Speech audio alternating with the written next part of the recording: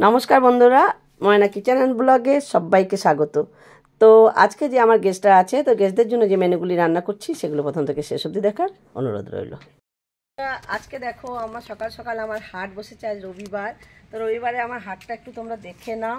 দেখো কত বড় বড় বাঁধাকপি, দেখেছো? আর এখানে দেখে নাও বিনস, ফুলকপি বড় বড়, সিম, টমেটো, ধনেপাতা, আর এই দেখো মটরশুঁটি, আর এখানে দেখো চিকেন নিয়ে এসছে, আর এখানে দেখো মোরলা মাছ। কত সুন্দর মোরলা মাছগুলো, দেখেছো? তো সকাল সকাল দেখো আমার হাটটা কেমন হয়েছে। আর দেখো এখানে সঙ্গে মটনও আছে। তো দেখো আজকের হাটটা, রবিবারের হাটটা আমার কেমন হয়েছে তোমরা কমেন্টে জানিও। আর এখন রান্নাগুলি শুরু করছি। তো দেখো বন্ধুরা, রসুনও নিয়ে এসছে কাঁচা লঙ্কা, আর এদিকে দেখো মোরলা মাছগুলোকে আমি প্রায় বেছে ফেলেছি। এতগুলো মাছ বাছতে আমার এত টাইম লেগে যাচ্ছে, 1 ঘন্টা লেগে গেল। এখন রান্না যে কখন করবো জানি না।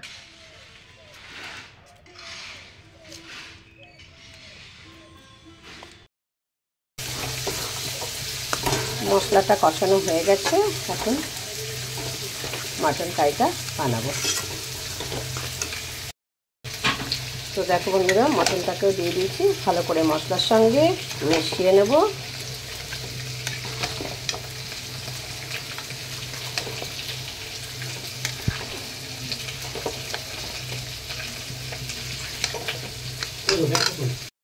তো দেখো বন্ধুরা, মটনটা কষিয়ে প্রেসারে সিটি দিয়ে দিয়েছি।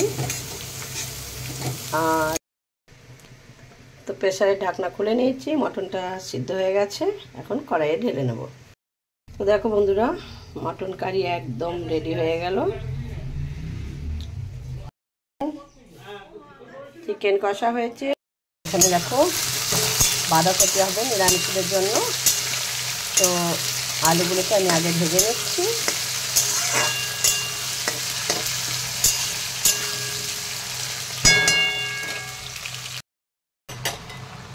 আর এখানে এক কড়াই বাঁধাকপি চাপিয়ে দিয়েছি। বাঁধাকপি একদম রেডি।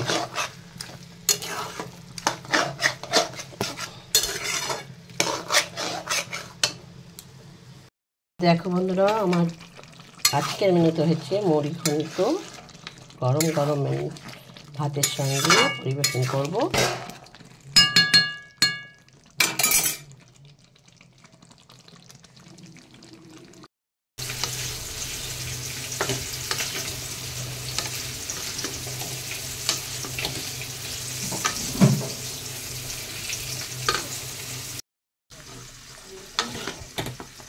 দেখো বন্ধুরা, ফুলকপি আলু কষা হয়ে গেল।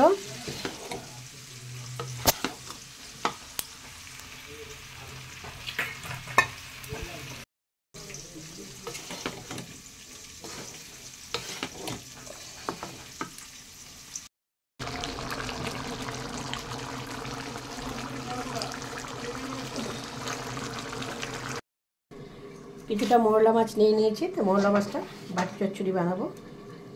তো সামান্য একটু লবণ ছড়িয়ে দিলাম মাছের গায়ে। আর বানানোর জন্য নিয়ে নিলাম পেঁয়াজ কুচি, রসুন কুচি, কাঁচা লঙ্কা কুচি আর টমেটো। আবার একটু লবণ দিয়ে দিলাম হলুদ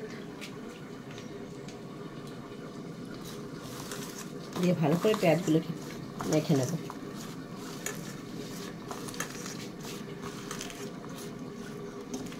এখন সমস্ত কিছু একসঙ্গে মিশিয়ে নেব।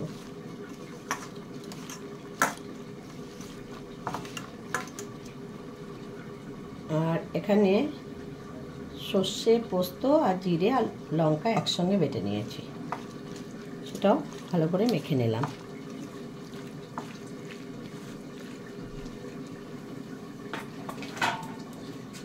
দিয়ে দেবো সর্ষের তেল।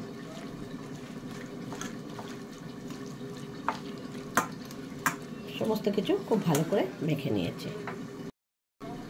তো বাটির চচ্চড়ি বানাবো, যেহেতু বাটির মধ্যে সর্ষের তেল দিয়ে দিলাম, আর বাটির মধ্যেই বানাবো তাই মাছগুলো সব বাটির মধ্যে নিয়ে নিলাম।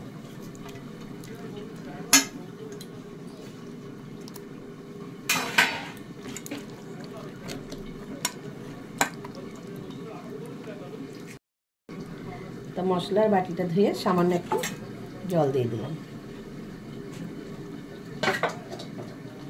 আরও একটু উপর থেকে তেল দিয়ে দিলাম।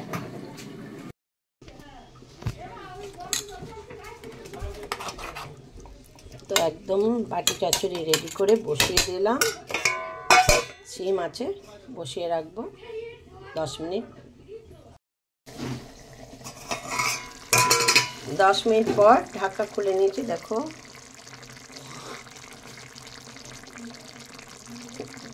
মৌলা মাছের বাটি চচ্চড়ি অনেকটাই হয়ে এসছে। আবার একটু ঢাকা দিয়ে রেখে দেবো।